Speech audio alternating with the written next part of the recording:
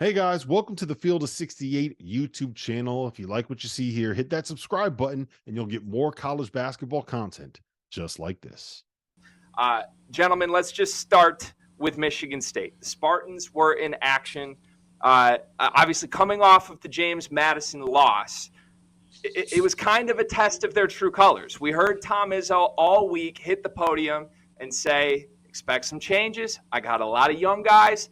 I'm checking my veterans right now. And then it came time for the opening tip-off. He had his vets on the floor. Michigan State looked fine, I would say. Shooting still looks like a problem for this team. They only made one three-pointer tonight. That's scary after only making one three-pointer last game. So, Jerel, let's go over to you first. What'd you make of the Spartans tonight? I think it was a big time. It's a bounce back game, you know. Obviously, the sky's gonna sort of seem like it's falling early on when you lose your home opener to James Madison. But that turns out that they ended up 2-0 tonight as well. But I think tonight was a get back game, like you said. The biggest thing and the only real worries that you see from that, from my standpoint, for Michigan is the outside shooting. Like you said, on back to back nights, they've made one 3-pointer. I think a big difference tonight though was that they didn't settle as much. You know, they kind of took the ball and kind of took it right back, took it right to Southern Indiana tonight. They imposed their will on the game. They went from shooting 20 the night before to 11 the next night. So they did what they needed to do, and obviously it was just an early gut check. It's a Tom Izzo team. You can't worry too much about that. He's gonna put out a good product year in, year out, because he's gonna get guys to buy in and play the way that guys from Michigan State play. So Yeah, you just saw the stat, 6% from three-point range through two games. That is literally the worst any team has shot in a very, very long time in this sport. John, look, you've played at the very highest level. mhm. You're certainly no stranger to the Michigan State program and what it stands for from a toughness, from a physicality standpoint. Everybody wants to talk about the shooting.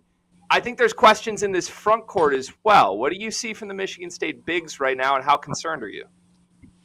Yeah, I think the bigs have to figure out what they are, what they want to do, what are their niche. I think Michigan State. I want to go off the court. Actually, I think that there's something going on internally. Are the young guys not meshing with the old guys? I think it's some continuity issues. You know, he's Izzo's talking about the young guys. I got him coming, and he's kind of beefing with Hogarth if you look in the media. So, I don't necessarily know if it's basketball is a problem right now. I think there's something going internally with whether what Izzo's doing with the young guys or the old guys beefing with the young guys. They're not meshing well together. With the shooting, starting off the worst two games of three-point shooting ever.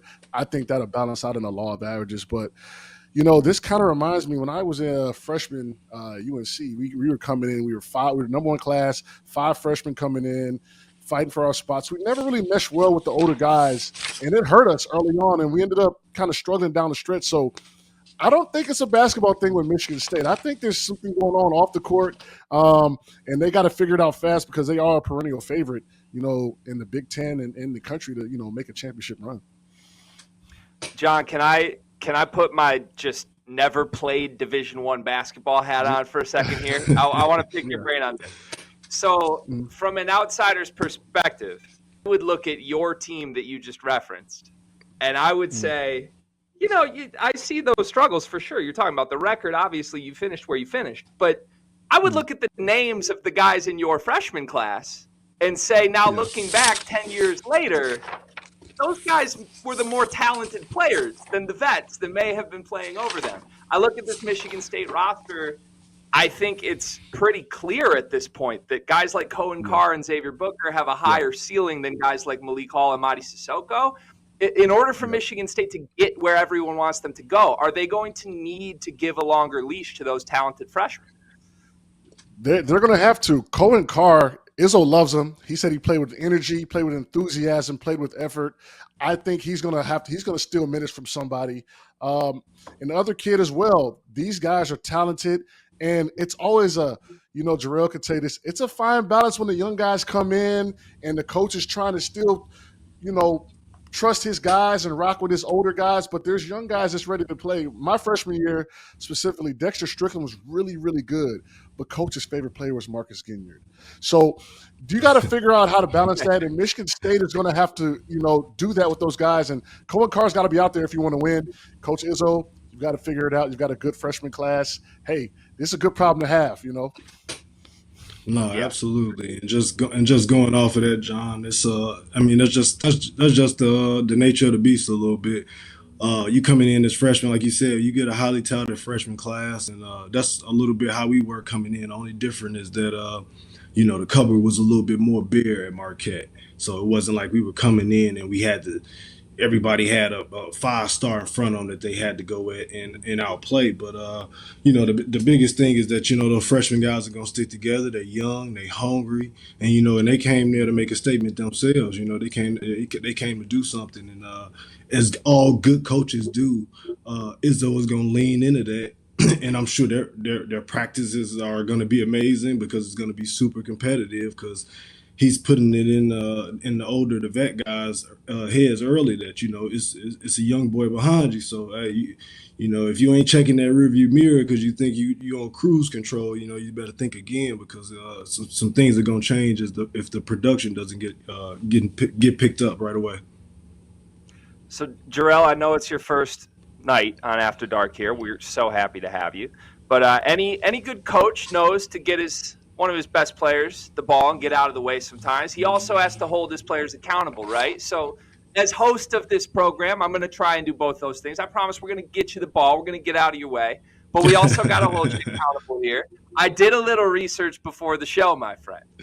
In your time at Marquette, you had a couple games you shouldn't have lost early in the season in the non-conference. You had a loss to Winthrop. You had a loss to North Dakota State. Yep. What does that do to the psyche of a team when you get hit with adversity the way Michigan State was hit with adversity in the very first game as a top 5 team in the country? How hard is it to come back from that? Oh man, it's difficult, especially when expectations are so high coming into it. I've been watching from afar the last couple of weeks. All the other guys doing shows, and everybody's talking about this might be the team that can get Izzo back to the Final Four. And, expectations are high. So when you lose an early one like that from an opponent where everybody would consider inferior at home, it doesn't feel great. So that's why I said that in my first segment where, it kind of feels like the sky's falling on you. You know what I mean? Everything's kind of crashing down. The media is going to kill you.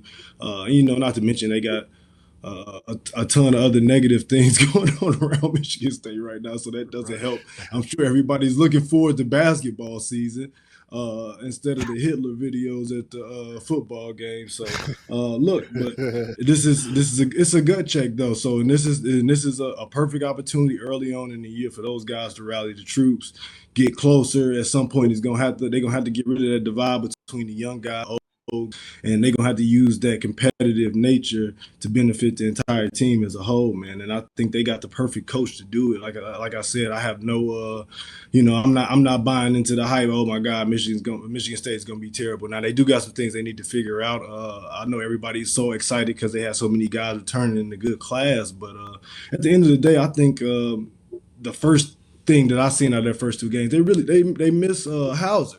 They really do miss Hauser, just his ability to play inside, outside, and stretch the floor for some of those other guys when they're not having great shooting nights. You know what I mean? Guys like A.J. Hogarth, they need to be able to have shooters around them so that, one of his best things that he got great size, good handle, he got strength. So he can always get to his spots to try to draw 2 into that paint because he usually has smaller defenders on him. So if they're able to use that stuff a little bit more often, it'll work out. So, you just got to be on the lookout for guys, number one, who are going to be able to make shots. And then they got to compete the way that Izzo is going to hold them accountable to compete. Thank you for watching the Field of 68. If you've enjoyed what you've seen here, hit that like button, share this link with your friends, or check out the description for some other places that you can consume Field of 68 content.